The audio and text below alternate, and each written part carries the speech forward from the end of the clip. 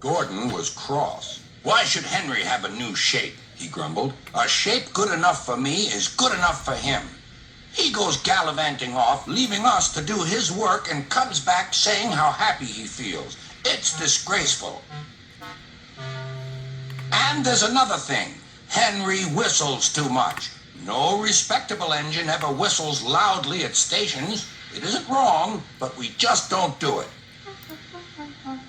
Poor Henry didn't feel happy anymore. "Never mind," whispered Percy. "I'm glad you're home again. I like your whistling."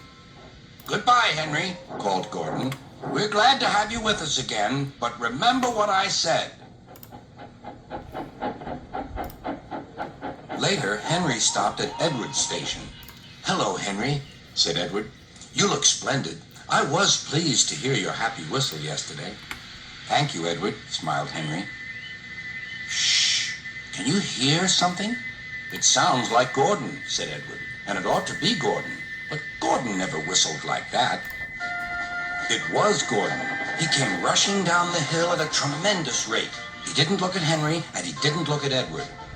He screamed straight through the station and disappeared. "Well," said Edward. "It isn't wrong," chuckled Henry, "but we just don't do it." And he told Edward what Gordon had said.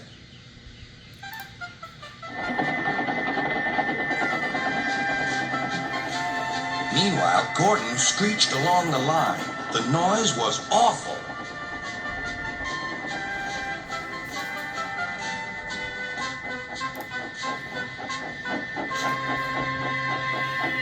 At the station, everyone covered their ears. Sir Topham Hatt covered his ears, too. "Take him away," he bellowed, "and stop that noise." Gordon puffed sadly away, but he wouldn't stop whistling until two fitters climbed up and knocked his whistle valve in place. That night, Gordon slunk into the shed. He was glad it was empty. "It isn't wrong," murmured Henry to no one in particular, "but we just don't do it." No one mentioned whistles. Next morning, Henry was enjoying himself enormously. "I feel so well, I feel so well," he sang. "Chickadee-chock, chickadee-chock," hummed his coaches. Then he saw some boys on a bridge. "Beep, beep, hello," he whistled. "Oh," he called. The boys didn't wave and take his number. They thought it fun to drop stones on him instead. "They've broken our glass! They've broken our glass!" cried the coaches. The passengers weren't hurt, but they were cross. "Call the police." "No," said the driver. "Leave it to Henry and me." "What will you do?" they asked. "Can you keep a secret?" "Yes, yes." "Well then," said the driver, "Henry is going to sneeze at those boys."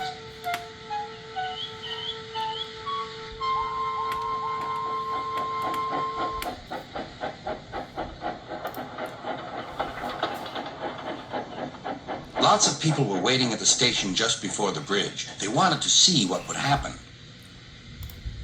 "Henry has plenty of ashes," said the driver. "Please keep all windows shut till we've passed the bridge.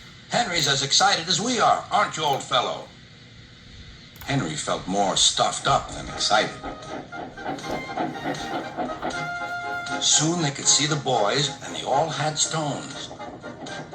"Are you ready, Henry?" said the driver. "Sneeze hard when I tell you." "Now," he said. Achoo!